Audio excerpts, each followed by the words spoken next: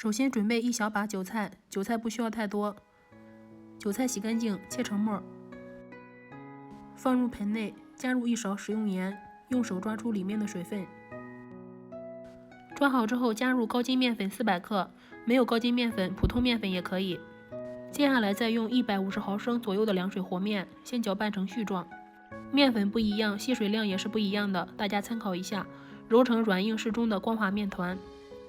接着把面团放到案板上继续揉，揉的瓷实一些，这样做出的面条口感才会更加劲道好吃。用刀平均分成4个小面剂子。接下来再把每个剂子都搓成长条。搓好之后，再分成均匀的小面剂子。碗内倒入食用油，放入小面剂子，使每个小面剂子都裹上一层食用油。全部做好之后放到一边，静置6分钟。趁这个时间准备一点自己喜欢吃的配菜。油热把虾皮爆香，接下来倒入西红柿，加入1勺食用盐，快速炒出汁水。最后加入热水烧开。两手一扯，小面团就轻松扯开了，是不是超级简单？